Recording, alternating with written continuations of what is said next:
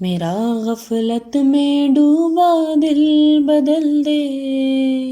سورہ نمبر 2، سورہ بقرہ۔ اس سورہ کا نام البقرہ اس مناسبت سے رکھا گیا ہے کہ اس میں بنی اسرائیل کے تاریخ کے زمن میں گائے کے قصے کا ذکر ہوا ہے۔ سورہ بقرہ میں 286 آیات اور ٹوٹل 40 رکوع ہیں۔ سورۃ البقرہ تک گیا۔ اے مسلمانوں، بہت سے اہل کتاب محض اپنے حسد کی وجہ سے یہ چاہتے ہیں کہ تمہارے ایمان لانے کے بعد وہ پھر تمہیں کفر کی طرف پلٹا دیں، حالانکہ حق ان پر اچھی طرح سے واضح ہو چکا ہے۔ اس لیے تم ان سے درگزر کرو اور ان کی باتوں کو نظر انداز کرو یہاں تک کہ اللہ اپنا فیصلہ صادر کر دے۔ بے شک اللہ ہر چیز پر قدرت رکھتا ہے۔ نماز کا اہتمام کرو، زکوٰۃ ادا کرتے رہو، اور جو نیکی بھی تم آگے بھیجو گے اللہ کے ہاں اسے موجود پاؤ گے۔ اس میں کوئی شبہ نہیں کہ جو کچھ تم کر رہے ہو اللہ اسے دیکھ رہا ہے۔ ان کا کہنا ہے کہ کوئی شخص جنت میں نہیں جائے گا جب تک کہ وہ یہودی یا عیسائی نہ ہو۔ یہ محض ان کی آرزوئیں ہیں۔ ان سے کہو اگر تم سچے ہو تو اس کے لیے کوئی دلیل پیش کرو۔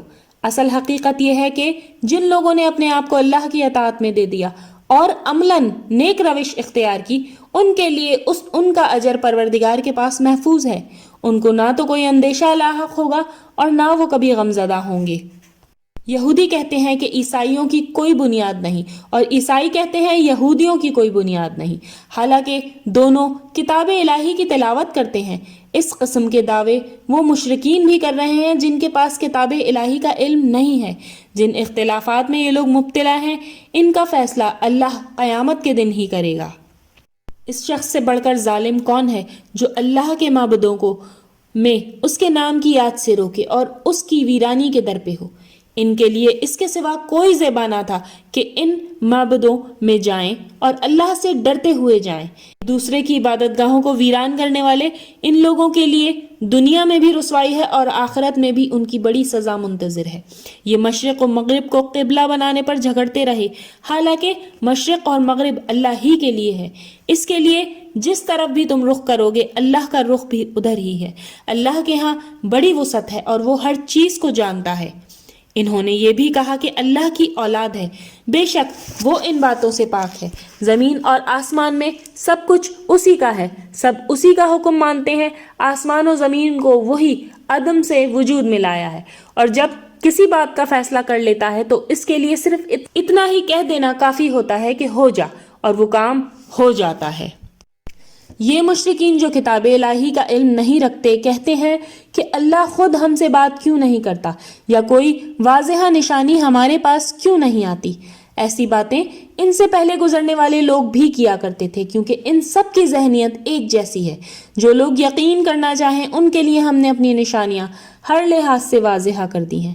ہم نے تمہیں ڈرانے والا اور بشارت دینے والا بنا کر بھیجا، حق کے ساتھ بھیجا۔ اب جو لوگ جہنم والے ہیں ان کے بارے میں تم سے ہرگز پوچھ گچھ نہیں ہوگی۔ اے پیغمبر صلی اللہ علیہ وآلہ وسلم، یہ یہودی اور عیسائی تم سے ہرگز راضی نہیں ہوں گے جب تک تم ان کا طریقہ اختیار نہ کر لو۔ صاف کہہ دو کہ اللہ کی ہدایت ہی اصل ہدایت ہے، اور جان لو کہ اگر اس علم کے بعد جو تمہارے پاس آ چکا ہے تم ان کی خواہشوں پر چلے تو اللہ کے مقابلے میں تمہارا کوئی دوست اور مددگار نہیں ہوگا۔ تمہیں مطمئن رہنا چاہیے کہ اہل کتاب میں وہ لوگ جو اس کتاب کی تلاوت کا حق ادا کر رہے ہیں وہ اس ہدایت پر ایمان لائیں گے، اور جو اس ہدایت کا انکار کرنے والے ہوں گے وہی اصل میں نقصان اٹھانے والے ہیں۔ اے بنی اسرائیل، میری اس نعمت کو یاد کرو جو میں نے تم پر کی تھی، اس بات کو یاد کرو جو میں نے تمہیں دنیا والوں پر فضیلت دی تھی۔ اس دن سے ڈرو جب کوئی کسی کے کچھ کام نہیں آئے گا، نہ کسی سے کوئی معاوضہ قبول کیا جائے گا، نہ کوئی سفارش آدمی کو فائدہ دے گی، اور نہ کسی کو کوئی مدد مل سکے گی۔ جب حضرت ابراہیم علیہ السلام کو اس کے رب نے چند باتوں میں آزمایا اور وہ ان سب میں پورا اتر گیا، پروردگار نے کہا میں نے فیصلہ کیا ہے کہ میں تمہیں لوگوں کا پیشوا بناؤں گا۔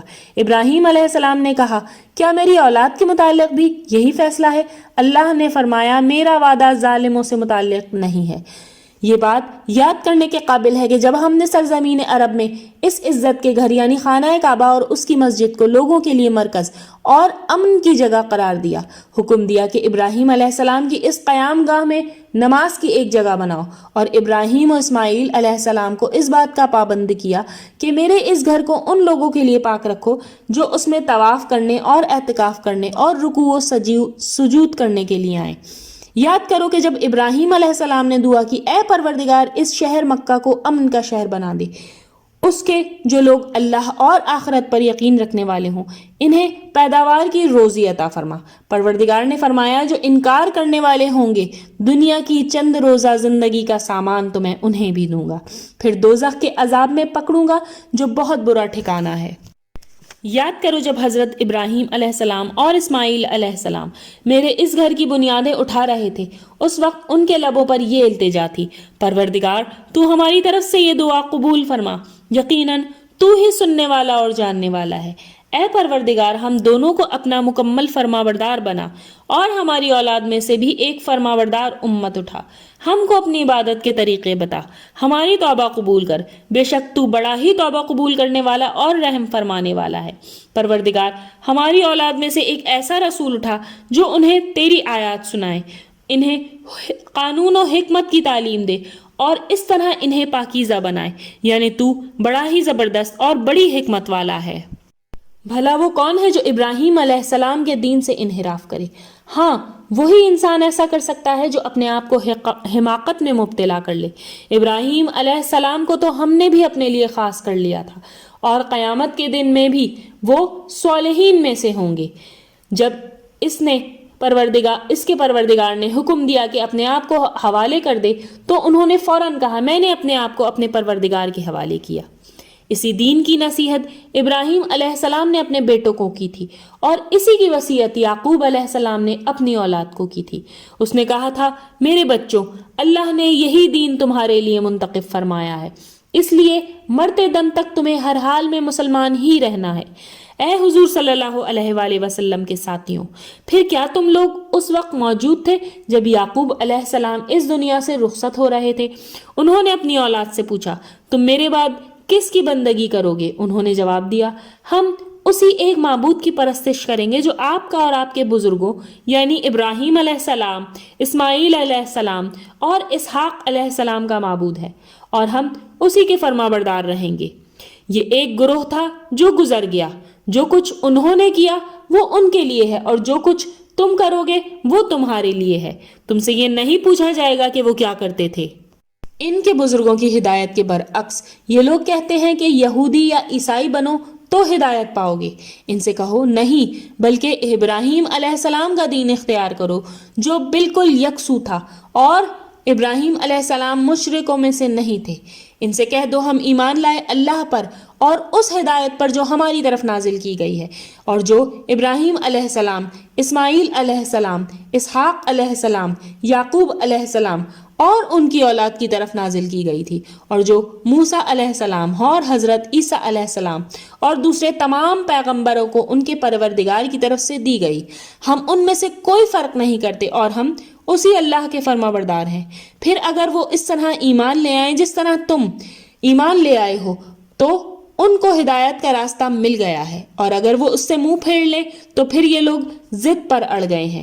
اس لیے اطمینان رکھو کہ ان کے مقابلے میں اللہ تمہاری حمایت کے لیے کافی ہے، وہ سب کچھ جانتا، سنتا اور ہر چیز سے واقف ہے۔ اے حضور صلی اللہ علیہ وآلہ وسلم کے ساتھیوں، ان اہل کتاب سے کہہ دو اللہ کا رنگ اختیار کرو، اس کے رنگ سے اچھا اور کس کا رنگ ہوگا؟ ہم تو ہر حال میں اسی کی عبادت کرتے ہیں۔ ان سے یہ بھی کہہ دو کہ کیا تم اللہ کے بارے میں ہم سے جھگڑتے ہو، حالانکہ وہی ہمارا رب ہے اور وہی تمہارا بھی، ہمارے لیے ہمارا عمل اور تمہارے لیے تمہارا عمل، اور ہم تو اپنی بندگی کو اللہ کے لیے خالص کر چکے ہیں۔